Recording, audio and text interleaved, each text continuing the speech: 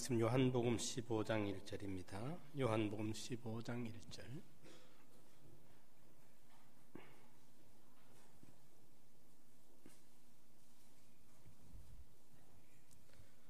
내가 참 포도나무요 내 아버지는 그 농부라. 물은 내게 있어 과실을 맺지 아니하는 가지는 아버지께서 이를 제해 버리시고 무릇 과실을 맺는 가지는 더 과실을 맺게 하려 하여 이를 깨끗게 하시느니라.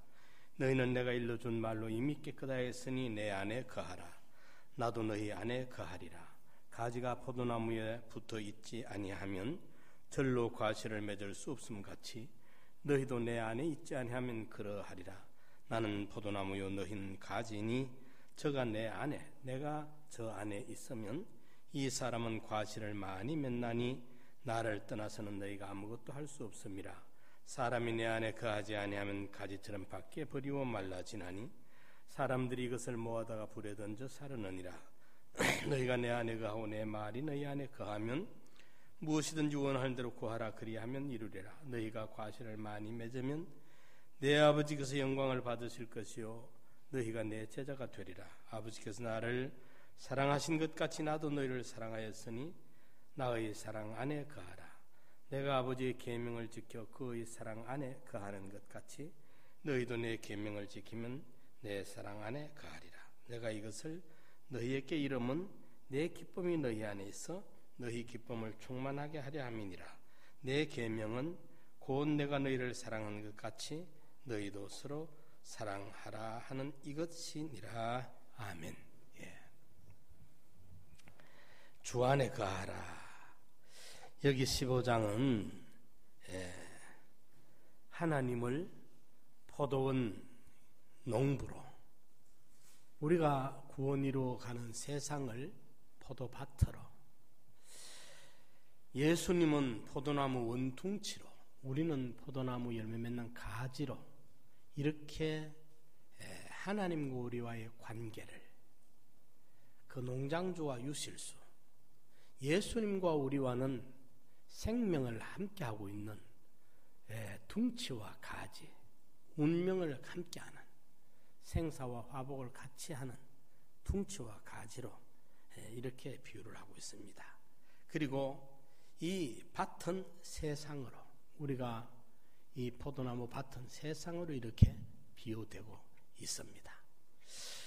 성경에 보면은 우리 성도들의 구원과 관련해서 이 포도나무 비유를 많이 하고 있습니다. 구약에서도 보면은 이 포도나무 비유를 많이 말하고 있고 이사야서 5장에 극상품 포도를 심었는데 들포도를 맺힘이 어찌민고 탄식하는 메시지를 전하고 있습니다. 그런데 이 포도나무는 보면 사실 나무로는 전혀 나무다운 나무가 아닙니다. 나무라고 이름 붙이기도 못하죠. 포도 넝쿨이라 해야 되지 포도나무라 할 수가 없어요. 그 포도나무 자체는 그 이제 꽃도 아름다운 게 아닙니다. 포도나무 꽃이 뭐 아름다운 것도 없고 나무가 어때 쓸만한 짝지 하나 지팡이 하나 만들어낼 나무도 못 됩니다. 오로지 포도 열매를 맺는 열매의 가치를 두고 있습니다. 열매 맺지 않으면 제목으로는 아무짝에 쓸모가 없습니다. 조경의 그런 어떤 조경수로도 의미가 하나도 없고 꽃이 없으니까 볼만한 볼품 있는 게 아무것도 없습니다.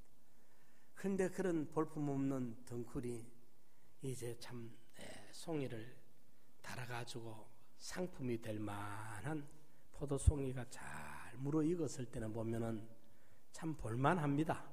주렁주렁 달려있는 그 포도 넝쿨에 극상품 포도들이 달려있을 때는 정말 그럴싸하게 볼만한 그런 것이 되겠습니다.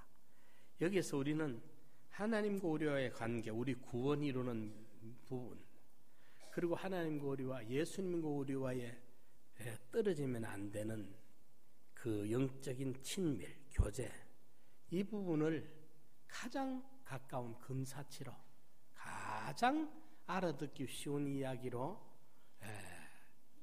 이 설명해 놓은 비유가 이 비유다. 우리가 말이죠. 4살짜리 5살짜리 꼬마들한테 요즘 경제가 어렵다. 아니면 정치가 어떻다 이야기를 설명하려면 얼마나 어려워요. 걔들이 못 알아듣잖아요. 경제 이야기를 어찌 알아듣습니까? 예? 그 경제 용어들이 좀 어려워요. 우리가 모르는 용어들도 많아. 그렇고 정치적인 언어들도 좀 상당히 어렵잖아요. 그런데 철이 없는 어린아이들한테 그 의사 전달이 상당히 어렵거든요. 하나님은 완전자시고 창조주시고 지극히 거룩하신 분인데 한없이 불완전한 우리에게 또 피조물인 창조주가 피조물인 우리에게 완전자가 불완전한 우리에게 당신의 그 의중을 우리에게 전달하고 이해를 시키고 알리고 그 생각을 같이 나누고 한다는 게 얼마나 어렵겠어요. 하나님께서 그걸 안다는 게 참 쉽지가 않아요. 제가 이래 성경을 설교를 몇십 년째 하고 있으면서 참 모르는 게 너무 많구나. 성경 모르는 게 너무 많아. 그게 갈수록 많이 느껴지게 되는 것입니다. 오늘 여기 포도나무 비유를 하면서 주님이 거듭거듭 강조하는 말씀이 너희가 내 안에 거하라. 여기 거하라 이 말이 10번이나 나옵니다. 본문에. 그리고 내 안에 있으라 안에라는 요 말이 내 안에. 내 밖에 나가지 말고 내 안에 있으라 하는 요 말이 7차례나 나옵니다. 너희 안에 말고 예수님 안에라는 말만 7번이나 나옵니다. 4절로 9절까지 보면 계속 10절에도 나오고 내 사랑 안에 가라 안에. 우리가 예수 밖에 나가면 주님 밖에 나가면 그걸 요게 비유는 가지가 포도나무 둥치에 붙어 있어야 되지. 잘려나가 버리면 그건 끝장나쁘잖아요. 말라져 죽고 불에 태워지는 것밖에 남아있지 않아요. 그렇잖아요. 가지에 붙어 있어야 된다. 주님과 우리와의 관계를 생명을 함께하고 있는, 운명을 함께하고 있는, 행복을 같이 하고 있는 둥치와 가지로, 이거는 뭐 따로 어떻게 설명을 하면 안 되는 이 밀접성을 가지고 관계를 설정을 하고 있어요. 내 안에 있어라. 내 밖에 나가면 주님이 책임을 안 져준다. 자, 그러면 주님 안에 거하는 것은 어떻게 하는 것이 주님 안에 거하는가? 너희가 내 안에 거하고 내 말이 너희 안에 거하면 무엇이든지 원하는 대로 구하라 그러면 소원 다 들어주마. 주님 안에 우리가 있으려면 어떻게 하는 건가? 주님 안에. 오늘 우리가 지금 이 예배당 안에 있죠. 그죠? 공간, 건축물 안에, 예배 보는 이 자리에 여기 있다고 주님 안에 있는가? 그럼 예배 보고 집에 가면 어쩔깁니까? 주님 밖에 나갑니까? 이러니까 이 말이 무슨 말인가? 제가 아까 내려왔다가 다시 5층에 올라갔어요. 안이란 말을 밖과 안이란 말을 이거 언어에 뭐라고 해놨는가 보자. 찾으러 올라갔는데 그 말은 빼버렸어. 그거는 그 설명이 없어요. 거하란 말만 설명을 해놨어. 거하라. 내 안에 거하라. 안이 어디서부터가 아니고 어디서부터가 바뀐지, 요 안이라는 그 라인이 어딘지, 어느 선 안인지 요걸 명백히 우리가 좀 알아야 그 안에 들어가고요. 그 밖에 안 나가야 되는데 그걸 찾으니까 없어. 거하라 말은 있는데 거하라 말은 머무르라. 떠나지 말고 여기 머무르라. 그런 뜻입니다. 머무르라. 우리는 주님 안에 거해야 된다. 주님 밖에 나가면 주님이 책임을 안 져준다. 자, 요 안과 밖, 요걸 우리가 분명하게 좀 구체적으로 좀 알아야 되겠어요. 그래야 주님 안에 우리가 거하죠. 그죠? 주님 안에. 공간적인 장소적인 그런 개념이 아니죠. 그죠?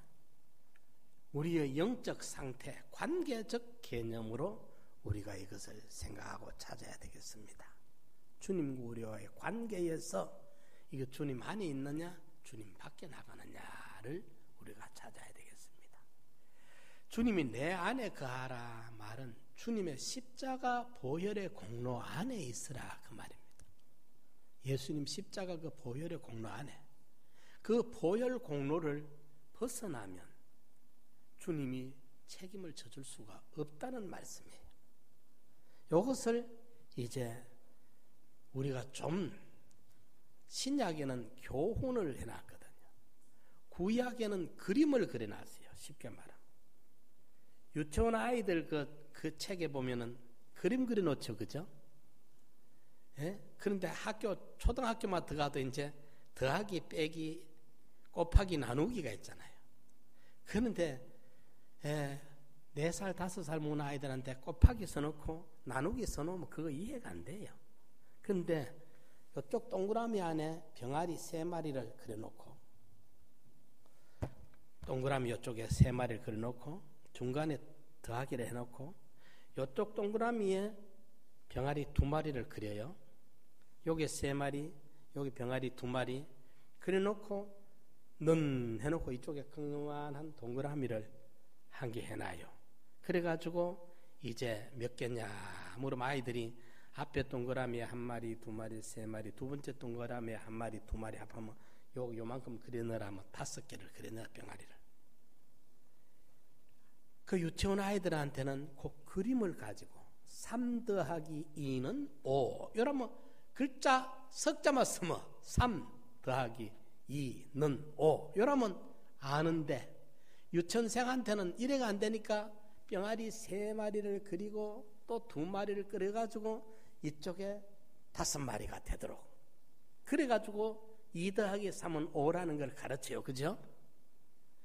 구약 성경은 마치 그와 같아요. 구약 성경은 우리 성도들에게 실제적인 형식적인 사건을 하나 만들어 가지고 알려주는 거, 보여주는 거예요. 구체적으로. 그러니까 출애굽할 때 이스라엘 백성들에게 오늘은 이제 모세에게 시킵니다. 백성들이 식구들에 따라가. 식구가 많은 집에는 좀 큰 놈을 잡아야 되겠고, 식구가 적은 집에는 좀 적은 거 잡아도 되니까 식구에 맞춰가지고 준비를 시키는데, 집집이 양을 잡아라. 어린 양을 잡아라. 해질 저녁 때가 양을 잡아가지고 이제 그 양의 그 고기를 먹는데, 순나물과 무교병을 먹는데, 양고기를 먹는 집에는 꼭 양을 잡았던 그 피를 대문간에 발라라. 대문에 환히 피가 벌게 발려져 있듯이 그 피를 발라라. 그리고 그 피 안에 있어야 된다. 그래서 오늘 밤에 천사가 내려와서 애굽 전국의 황태자로부터 가난뱅이, 서민 할 것 없이 집집마다 죽음의 재앙을 내리는데, 피 안에만 있으면 재앙이 안 내린다. 피 안에. 그날 밤에 유태인이고 애굽 사람이 그게 문제가 아니라, 종족이 어느 종족이냐, 남자냐 여자냐 어른이냐 아이냐 상관없어. 피 발련 그 피집 피 발련 그 안에, 피 안에 있으면 천사가 너물유 너물월. 그 집에는 천사가 안 들어가. 이 집에는 피가 발렸네, 넘어가자. 너물유 너물월 6월짜리래. 피 없는 집은 이유 불문하고 장자를 다 죽여. 예. 그게 피 안이에요. 그렇죠? 피 안에. 피 밖에는 죽음, 피 안에는 안전, 생명이 보장이 돼. 그게 안과 밖이 그거예요. 그거. 그림으로 그렇게 보여주었어. 그걸 또 보여주는 데가 어디냐 하면, 이제 이스라엘 백성 출애굽해가지고 그날 밤에, 이제 출애굽한 날 밤에 애굽에는 황태자, 애굽 왕의 그 아들부터 집집이 곡성이 터져서 피 없는 집에는 재앙이 다 내렸어요. 그런데 피 있는 집에는 안전해. 그것으로 피 밖과 피 안을 분리를 했어요. 요걸 다른 데 찾아보려면 이제 여호수아서에 보면은, 여호수아서 2장에 가서 보면은 이스라엘 백성들이 광야 40년을 지나고 요단강을 건너서 길갈 평야에 진을 치고 앞에 이제 철옹성 여리고를 공략해야 가나안 정복이 시작이 돼요. 첫 관문이 여리고성인데 그 여리고성은 성 중에도 제일 철옹성인데 그 이제 여리고성을 공략해야 되는데 여호수아가 정탐꾼 2명을 보냅니다. 여리고성을 정탐하러 오라고. 정탐꾼 2명을 보냈는데 여리고성을 정탐하러 들어갔자마자 그게 이제 정보가 누설이 돼버렸어. 정탐꾼 들어왔다 소문이 성 안에 확 깔려버렸어요. 이러니까 초긴장을 해 있는 그때인데 이제 애굽에서 이스라엘에 나와가지고 홍해가 갈라지고 중간에 나라들이 그 앞에 파죽지세로 쓰러지고 바산과 오옥이 이스라엘 앞에 파죽지세로 무너지고 요단강이 건너지고 이 이야기를 들은 가나안 사람들이 그만 간담이 지금 녹아내리고 있을 때니까 얼마나 긴장해 있는데 그 간첩이 들어왔다 소문이 나니까 왕과 성민들이 성 안에 막 난리가 난 거예요. 그때 이제 그 정보원 2명이 정탐꾼 2명이 좋은 말로 정탐꾼이고 그 사람들 말로는 그 사람들 입장에는 간첩이죠. 2사람이 들어왔는데 왔다는 소문을 듣고 막 수색을 하는데 그때 이 2사람이 그 성벽 위에 성루의 집이 가까이 있는 기생 라합이라는 여자 집에서 숨었어요. 그때 그 기생 라합이 이 사람들을 알아보고 내가 당신네들을 피해서 숨겨줄 테니까 당신들도 우리 부모 형제를 좀 살려달라. 약조를 하자. 좋다. 당신이 우리를 누설하지 아니하고 살려보내주면 우리 목숨을 걸고 당신 생명들을 보장해주마. 그러면서 이제 서로 이야기가 됐는데 그때 기생 라합이 이 2 정탐꾼을 빨리 재빠르게 자기 옥상에 다락방에 3대 밑에 숨겨놓고 그러자마자 막 사람들이 수색하러 왔어요. 와서 여기 낯선 사람 안 왔느냐? 왔었다고. 2사람 왔었는데 그만 얼마 전에 나갔다고. 이렇게 말하니까 빨리 따라가면 지금도 멀리 못 가서 이렇게 하니까 어서 추격하라고 막 이러니까 그들이 막 급하게 잡으러 갔어요. 근데 라합이 이 2사람을 이제 숨겨뒀다가 성루에 마침 서니까 줄로 성문으로 못 나가니까 잡히니까 줄을 달아 내리면서 이제 가서 저 산에 가서 사흘 동안 숨어 있다가 수색이 끝나거들랑 피해서 가더래라 약조를 했어요. 그럴 때 이제 여호수아 2장 18절 19절에 보면 그 2 정탐꾼이 좋다. 당신이 우리를 살려보내줬으니까 우리도 이제 여리고성을 침략할 때 공략할 때 당신들을 구해주는데 문제는 그때 우리가 아니라 군사들이 한꺼번에 막 온 백성 뒤섞일 긴데 어때 해야 되느냐. 붉은 줄을 당신 집에 달아내려라. 그리고 그 붉은 줄 달아내린 집안에 있어라. 그 밖에 나가서 죽는 거는 그 피값을 우리가 책임 안 준다. 이 붉은 줄 달아내는 그 집안에 있으면 우리 같이 책임지겠다. 그 약조를 하고 가는 거예요. 그랬는데 사실 그 약조 그대로 이제 2 정탐꾼이 가서 이야기를 했겠죠. 보고했겠죠. 여호수아와 윗분들한테 보고를 한 거예요. 우리가 가서 참 긴급한 순간이었는데 거기에 기생 라합이라는 여인이 정말 우리를 목숨 걸고 구해줬고 그래서 우리가 올 때 그물과 약조를 했습니다. 근데 붉은 줄을 달아놓는 집에는 우리가 보호해 주기로 했으니까 이걸 전군에게 알려져서 그 실수가 없도록 합시다. 그걸 약속을 지켰어요. 예. 그 붉은 줄 달려져 있는 집 안에 있으면 살고 그 밖에 나가면 보장을 받지 못해요. 그 붉은 줄이 바로 어린 양의 붉은 피와 같은 색이에요. 그것도 같은 이치예요. 출애굽할 때 어린 양을 잡아 피를 바른 것은 장래에 이 땅에 인류를 구원하러 오실 하나님의 어린 양, 세상 죄를 지고 갈 하나님의 어린 양이신 예수님이 십자가에 피 흘려, 피는 생명이 희생되는 걸 말해요. 죽음, 생명을 희생시키는 걸 말해요. 예. 그 예수님의 피를 미리 땡겨다가 그림으로 예표해서 보여준 거예요. 예수님의 피로 애굽 땅 종되었던 집 저주와 정죄와 사망의 땅에서 구원받게 된다는 걸 보여준 거고, 라합에게 붉은 줄을 표시로 해가지고 우리가 신호를 하자. 붉은 줄 안에 있으면 책임진다. 누가 부모 형제라도 붉은 줄 맨 집에서 밖에 나가서 죽는 거는 그 피값 우리가 물지 않는다. 우리 책임 없다.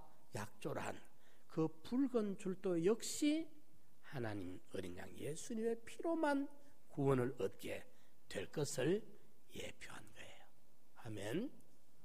피안과 피박을 아시겠습니까? 예. 거기 하나 또 더 있습니다. 예. 뭐냐 하면은 노아 홍수 때 창세기 6장 14절에 보면 방주에다가 역청이 뭐냐 하면 그 석유 덩어리 우리의 도로에 까만 아스팔트 할 때 그 시꺼먼 거 뿌리죠. 그 기름 찌꺼기 폐유, 그 콜탈, 그겁니다. 역청이 쉽게 말하면 기름 덩어리예요. 예. 그 지역은 중동은 이제 기름이 많이 나는 지역이니까 그 기름 덩어리예요. 그런데 역청을 방주를 만들 때 안팎에 역청을 발라요. 안팎에. 그래서 방주 안에는 홍수가 전 세계를 전멸시켜도 방주 안에 역청을 바른 안팎에 역청을 발라 방주 안에 있으면 살고 방주 밖에 나가면 죽어요. 그런데 참 제가 부끄럽게도 목회 40년을 하면서 지난주까지 역청을 몰랐어. 제가 콜탈인 줄 알았어. 그래서 나는 그 방주에 꼭 필요한 방수제로 맞다. 그거 참 필요했겠구나. 배를 만들었는데 물에 떠야 되니까 방수 처리하는 목적으로 사용한 줄 알았어. 그게 제가 무식했어요. 지난주에 내가 책을 읽다 보니까 그 역청이 그게 역청을 칠하라. 방수로 할 거다 밖에만 바르지 안에 그 냄새 나는 거 안 해도 될 낀데 안팎으로 칠하라 돼 있어. 그 칠하는 게 뭐냐? 히브리 말로 카파르란 말이라. 칠하다, 카파르란 말이 방수라는 목적이 아니라 그게 속전으로 속죄하라 그 뜻이라. 내가 성경을 내가 이렇게 무시게 했구나. 40년을 설교다 강단에서 설교를 했는데 만날 방수로만 말했으니까 말입니다. 그게 어린 양의 피와 같은 의미라. 그게 여리고성 라합 집에 들여온 그게 붉은 줄과 같은 의미예요. 칠하라. 신약에도 구약에도 도말하란 말이 많이 나와. 도말이란 말은 애들 낙서 많이 나는데 페인트를 싹 올려 칠해버리면 낙서가 없어지죠. 그게 도말하는 거라. 도말한다는 말은 지우개로 지워버리는 게 도말하는 거예요. 도말하는 거. 내가 수첩에 이인옥 집사님한테 300만 원 빌렸는데 이정열 집사한테 200만 원 빌렸는데 아래 갚았어. 이거는 갚았으니까 엑스해버려. 지워버려. 그래 보면 어찌 됩니까? 300만 원 이야기는 끝나버렸어. 그죠? 이게 지우는 거라. 도말하다, 지우다. 그러니까 칠한다는 말은 지우다, 도말하다 말이 다른 말로는 사하다. 죄를 용서해 줘버린다. 지워버린다. 기억지 아니하고 잊어버린다. 그 말이에요. 그 말이라. 안팎의 역청 그걸 칠해가지고 죄악이 범람하는 세상 죄악이 그 속에 들어오지 못하도록 죄악으로부터 안전하게 보호해주는 그 안이라. 그 안에 들어가야 구원을 받아. 저는 만날 그는 방수제로만 알았는데 가만 보니까 그게 칠하다, 그게 속죄하다 같은 말이라. 그 말이 말입니다. 또 창세기 9장에 보면은 홍수 후에 노아가 술에 취해가지고 말이죠, 벌거벗었어. 실수를 했죠. 그런데 노아의 아들이 그걸 보고 아비의 그 수치를 까발려 버렸어. 그 때문에 함이 저주를 받은 거예요. 그런데 셈과 야벳이 그 소식을 듣고, 셈과 야벳은 말입니다, 아버지 옷을 들고 뒤로 들고 들어가가지고 아버지 누워있는데 안 보고 그걸 덮어드리고 나왔어. 덮어드리다, 덮었다 그 말이 내나 칠하다는 말과 같은 말이라. 카파르라는 히브리 말인데 덮는다 말이 역청을 안팎에 칠한다 말과 같은 단어라 이 말이에요. 무슨 말이냐? 덮는다, 허물과 죄를 덮어준단 말이에요. 지운단 말과 같은 의미라. 낙서해놨던 걸 지워버리듯이. 그것이 출애굽기 32장 12절에는 속전이라. 저 사람이 그 죄빚으로 붙잡혀 있으면 내가 그 죄빚을, 포도한테 붙잡혀 있는 죄빚을 내가 물고 데리고 나오는 그게 속전이라. 그렇잖아요. 여기 저부 노아의 옷을 셈이 가서 노아의 벌거벗은 것을 덮어주는, 여러분들 어쩌든지 남의 죄를 까발리는 어리석은 짓을 하지 마세요. 그런 호기심을 갖지 마십시오.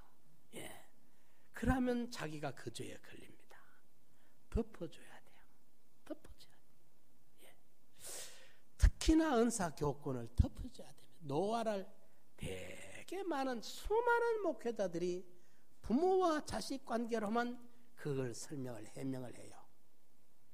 우리 목사님만이 그것을 은사 관계로 설명하래요. 그 은사 관계로 설명해야 하나님의 뜻을, 함의 저주가 얼마나 잔인합니까? 그와 그 자손들이 말이죠. 블레셋 이런 나라들이 전부 함의 자손들이에요. 이러니까 그게 은사기관이에요. 그냥 한 아버지가 아니라 그 은사기관의 허물을 덮어 가려워져야 돼. 덮는다 그 말이 카파라라. 그 말이 다른 말로 방주에 역청을 칠한다 할 때 그 말이 카파라라. 출애굽기 30장 12절에 속전으로 사람을 속한다는 그 속전이라는 단어가 카파라라.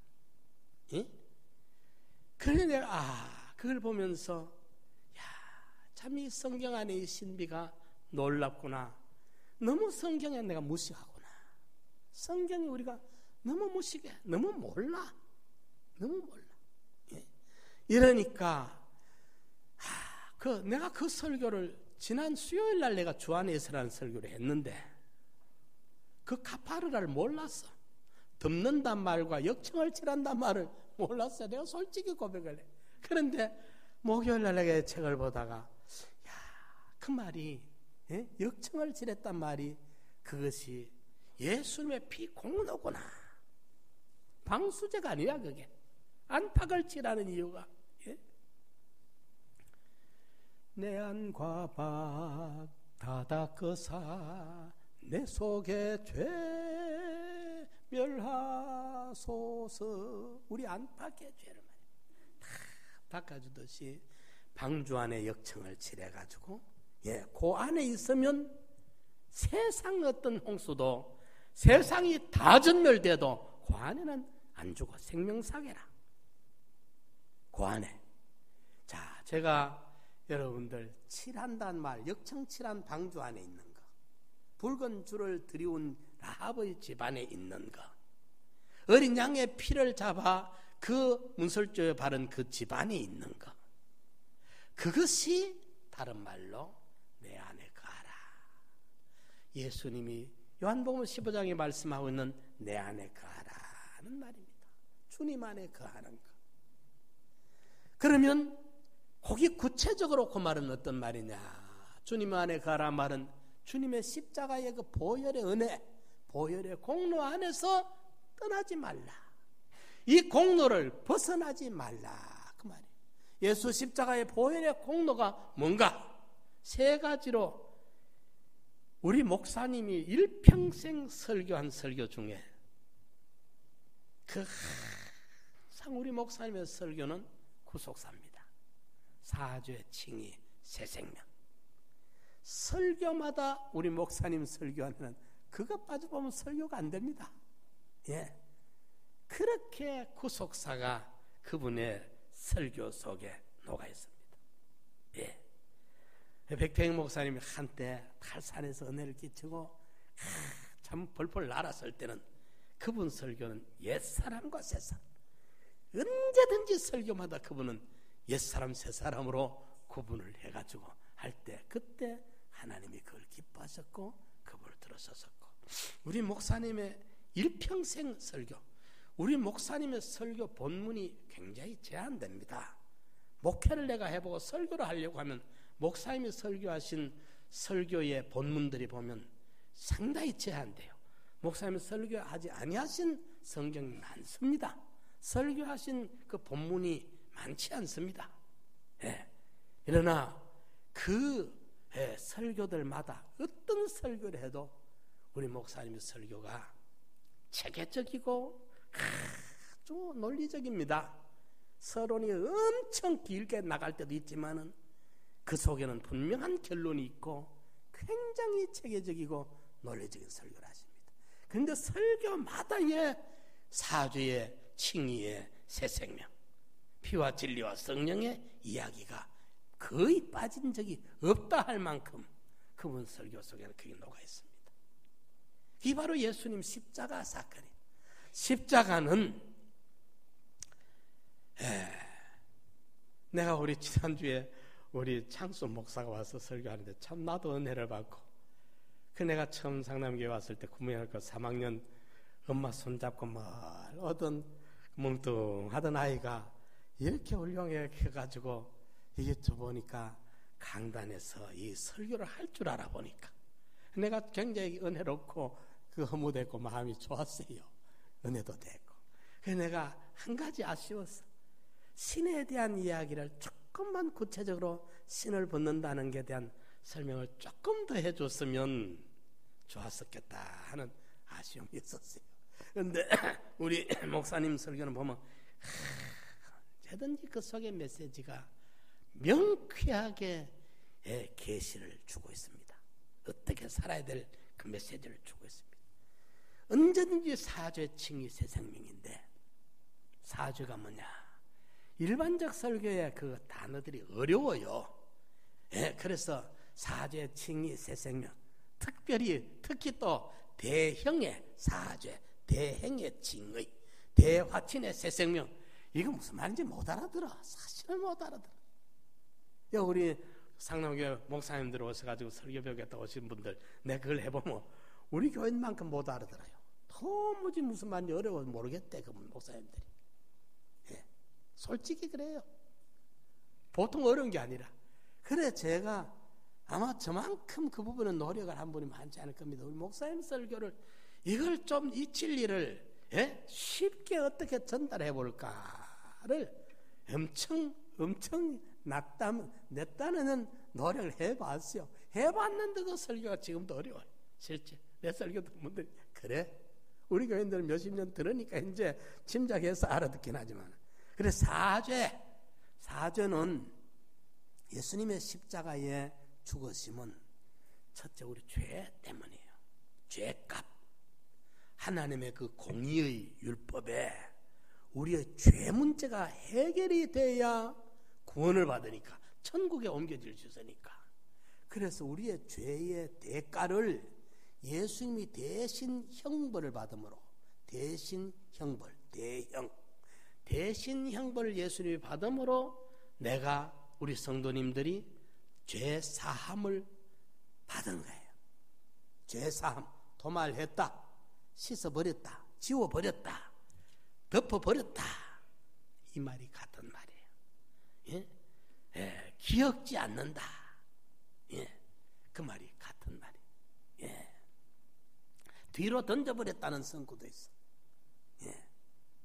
그렇죠. 이러니까 우리 예수님 십자가에서 우리 죄값을 치르느라고 대신 형벌을 받아. 그 모진 형벌을 받으며 치욕을 받으며, 예, 대신 형벌 받음으로 나한테 죄 사함의 은혜가 왔어요. 죄에 대해서 완전 무결하게 씻음을 받는, 사함을 받는, 지워버렸어. 기억도 하지 않았어. 아멘. 이것이 피의 은혜입니다. 보혈의 은혜입니다. 십자가의 은혜입니다. 누가 내 죄값을 대신해서 1년만, 예? 아니, 감옥에 있는 사람이, 내가 우리 부모님이 돌아가셨으니까 장례 치료골 동안 일주일만 네가 내 대신 감옥에 와 있어 줄래? 내가 나가서 치르고 마. 일주일 어느 친구가 그 감옥에 들어가서 내 대신 있어 줄 친구 자리 있겠어요, 여러분들? 그런 친구 자리 있겠어요? 이런데 영원한 지옥의 형벌을 받아야 되는 내 죄값을 예수님이 다, 그 값을 다 받아서 감당하시고 담당하시고, 그가 찔림은 우리의 허물을 인하며 그가 상함은 우리의 죄악을 인함이라. 대신 형벌 받음으로 나한테 죄 사함이, 말끔히 죄 사함이 덮어버렸습니다. 지워버렸습니다. 도말해버렸습니다. 문서를 다 던져버려, 없애버렸어요. 사죄, 대신 형벌 받음으로 사죄가 왔어요. 두 번째, 대행의 칭의, 대신 행할 행자. 행한다 말은 의무와 책임, 우리가 마땅히 행해야 될 의무와 책임을 우리는 팽개쳤는데, 하나님 앞에서 우리가 짊어져야 될 의무와 책임을 우리 예수님이 와서 그 하나님의 공의의 율법에 만족할 만큼 죽기까지 복종했으니 곧 십자가에 죽으십니다.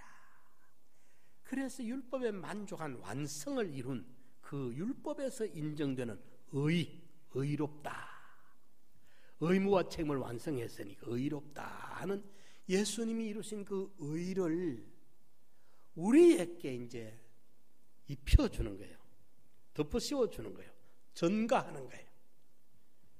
로마서 3장에는 의인은 없나니 한 사람도 없고, 아브라함, 이삭, 야곱, 모세, 다니엘, 요셉 예외가 아닙니다. 베드로, 사도 바울 예외 아닙니다. 아담의 자손 모두 한 사람도 빠짐없이 의인 한 사람도 없어요. 단 한 사람도. 인간 스스로는 단 한 사람도 의인이 없어. 저도 여러분도 말할 것 없이. 그런데 예수님이 이루신 그 의를 이제 우리 앞에 입혀줌으로, 예수님이 대신 의무와 책임을 다 율법에 만족할 만큼 완성을 해가지고 이룬 의를 이제 우리에게 그 공로를 입혀줌으로, 칭의라 말은 일컬을 칭자, 호칭을 부를 때, 아무개야, 바위야, 도라 부를 때 부를 칭자, 의로울 어자, 의인 어자, 의인이라 부름을 받게 됐어요. 우리가 칭의란 말은 그 말입니다. 이 어려운 글자 단어를 쉽게 알아들어야 돼. 사죄, 죄 사함을 받았다. 사죄, 칭의란 말은 이제는 의인이라는 칭호를, 부름을 듣게 돼. 여기에는 이름만 의인으로 부르는 칭호, 호칭만 의인으로 부름받는 게 아니라 우리 신분이 이제 바꿔졌어요. 그리스도께서 우리로 자유케 하려고 자유를 주셨으니 다시는 종의 멍에를 매지 말라. 자유인이 됐어요. 의인이 됐어요. 신분이 하나님 앞에서, 천군 천사 앞에서 영원한 천국에 가서 의인으로 살도록 우리 신분이 의인이 됐어요. 아멘. 내가 비록 검으나 아름다우니, 내 단독으로는 죄인이지만은, 검으나 말은 원주와 본주의 죄인이지만은 아름답다는 말은 컬러가 아니고 가치의 아름다움. 내가 비록 검으나 아름다우니, 요 아름다움은 내가 죄인이지만은, 나는 죄인이지만은 구속의 의를 입혀서 내가 이제 의인이라 이 말입니다. 의인. 호칭이, 신분이, 대우가 영원히 의인 노릇을 하며 살게 된 이것을 주님이 대신 행해가지고 우리에게 이 공로를 입혀준 것이 칭의입니다.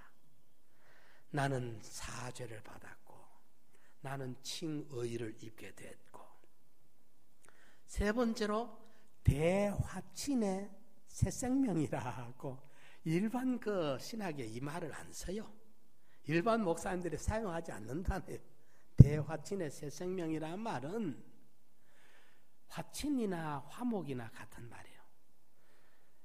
인류 시조 아담이 하나님을 배신하고 배반하고 등을 돌려버렸어요. 그 결과가 하나님과 절교가 됐어요. 끊어졌어요. 하나님 생명의 근원되는 하나님과 절교되고 끊어진 그것이 인간에게는 사망이에요. 창세기에 보면 우리를 흙으로 우리를 만들어 지으시고, 그죠? 코에 생기를 불어넣으니까, 그러니까 우리는 인공호흡할 때 코에 후 하는 공기 불어넣은 걸 우리는 생각하지요. 그 영감이에요. 영감. 그때 생기를 불어넣는 그 순간이 우리의 영과 하나님과 연결되는 거예요.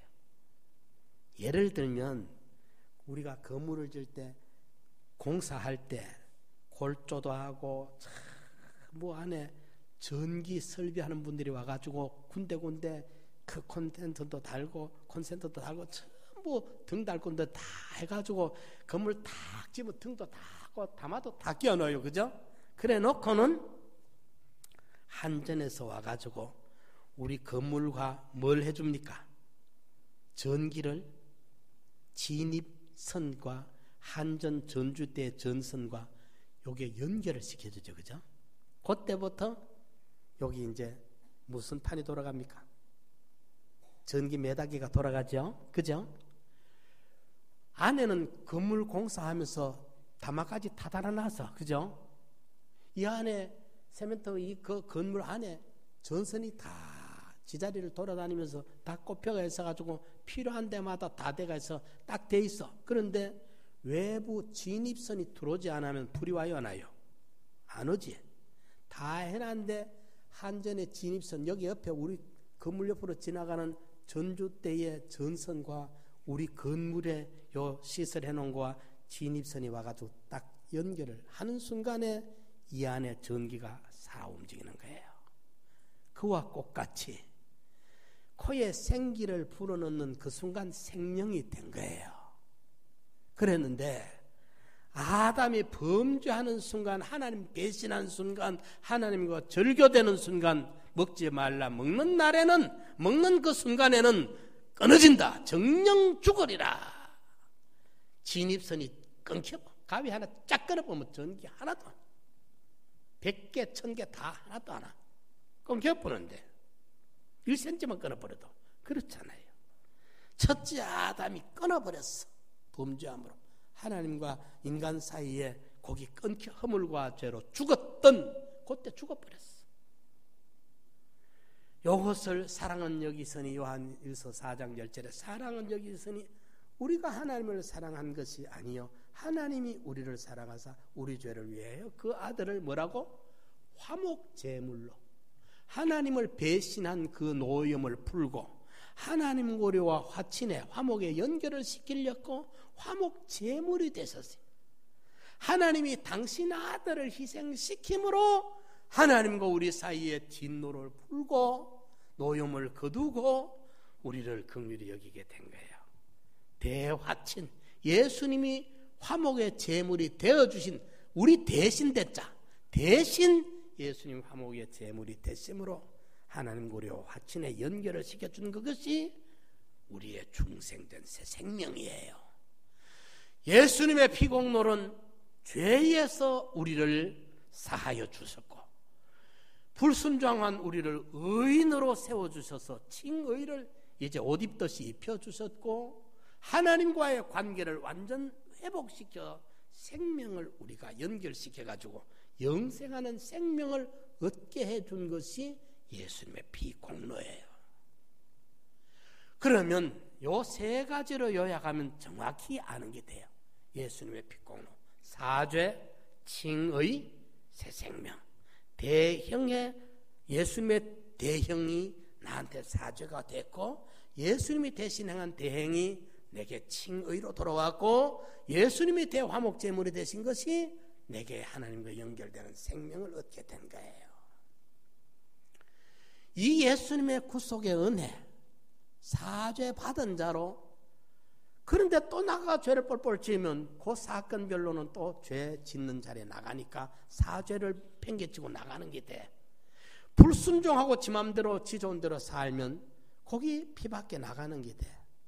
하나님 중심으로 살지 아니하고 세상이 더 아름답다고 돈이 더 좋다고 세상 연락이 명예가 더 좋다고 거기 하나님 제껴놓고 거기 더 좋다고 나가는 것이 예수님 피 공로, 베푸신 공로를 물리치고 저버리고 나가는 게 돼요. 어떻게 하는 것이 피 밖에 나가는 것이고 어떻게 하는 게 피 안에 있는 것이라는 걸 알겠지요? 알아 이거는. 예, 피 밖에 나가는 거, 피 안에 있는 거. 예, 구속의 은혜 안에 있는 거, 구속 은혜 밖에 나가는 거. 너희가 내 안에 거하고 내 안에 머물러라. 사죄의 은혜 입은 자로 살아라. 칭의의 은혜를 입은 자로 의롭게 살아라. 하나님 중심으로 하나님과 동행하면서 살아라. 이것이 거하라, 머물러라. 이 안에 머물러라. 죄악 세상에 나가지 말고. 그럼 뭐 예수 믿으면서 시장도 안 가고 학교도 안 가고 뭐 아무것도 하지 말라 말입니까? 그게 아니고 그거는 밭이라, 세상이라. 그 속에서 포도나무가 자라고 열매 맺어.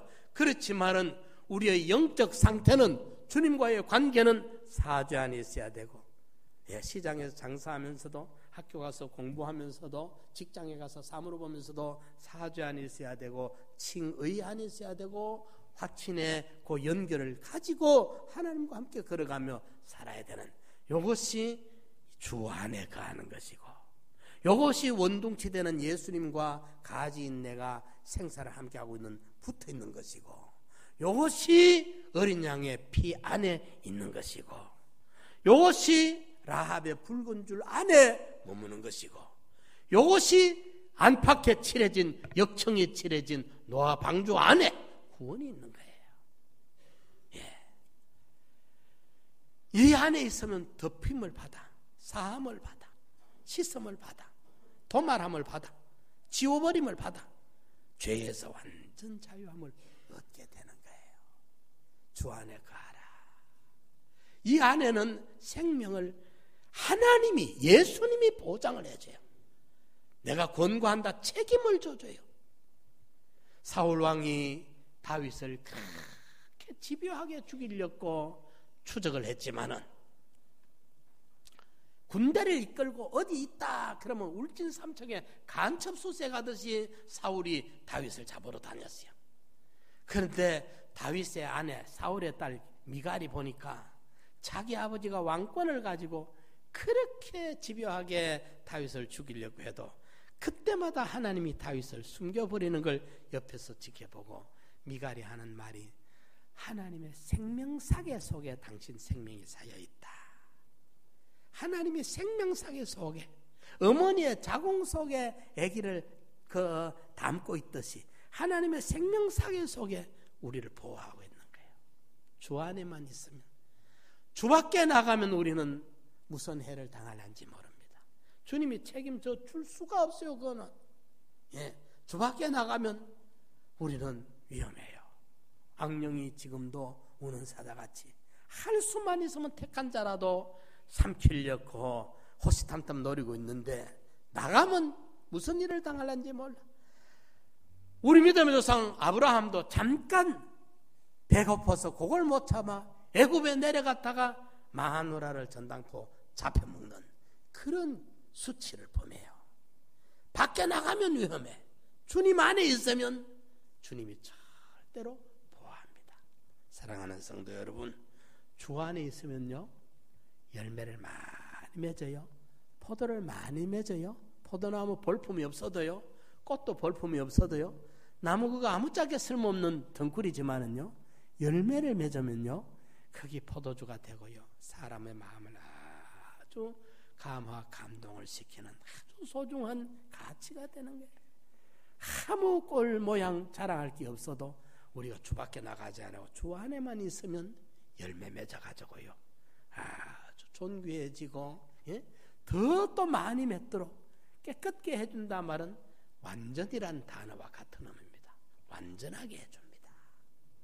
열매 맺는 가지는 더 많이 맺게 하려고 깨끗게 해준다.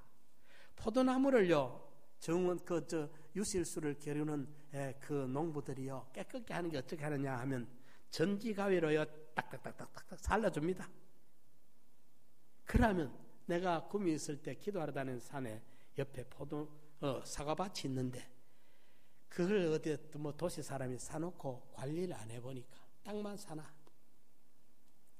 그런데 거기에 땅만 사놓으니까요 거기에 순이 한 나무에 올라오는데 한 나무에 수백 개가 올라와 축축축축 하늘 보고 뻗었는데 그 나무는 나무 못 씁니다. 사과 하나도 못 답니다. 그거는 땅 사놨다가 땅값 오를 때를 기다리는 주인한테는 괜찮지만은 나무로는 의미가 하나도 없어요. 그래 이제 이 나무를 아는 유실수를 가꾸는 분들이 그 나무에 따라 필요에 따라 가지의 힘에 따라서 열매 맺을 만큼, 예? 씨를 쳐줘요. 사과밭에 배밭에 달린 거 다 놔두면 그 상품이 안 나와요. 요만큼 한 거 열다가 다 말아버리지. 다 따주고 가지를 탁탁탁탁 짜주면 나무가 보면 예쁩니다. 걸어놓으면 거기서 순이 딱 나와가지고 두 송이 세 송이 탁탁탁탁 달려요. 포도나무 이 한 그루에 한 50송에서 한 70송이 마구만 게 달려요. 옆으로 이렇게 벌리는 공중에 넓게 하는 데는 더 달란지 몰라요. 그건 평수가 많이 먹으니까. 옆으로 심는 나무는 한 나무에 아주 극상품 포도 이런 포도가 한 70송이 달려. 그러면 5상자 나오죠. 예? 한 5상자 나오죠. 한 나무에 돈이 얼마나 많이 나와.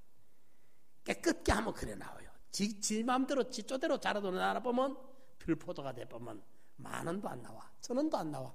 아무짝에 쓸모가 없어. 주 안에 거하는 우리 성도들이 되셔가지고 열매 맺는 인생 열매, 구원 열매, 의의 열매를 많이 맺는 우리 성도들 되시기를 축원합니다. 우리 말씀 생각하면서 한번 통성으로 기도드립시다. 주여 주 안에 거하게 하소서. 주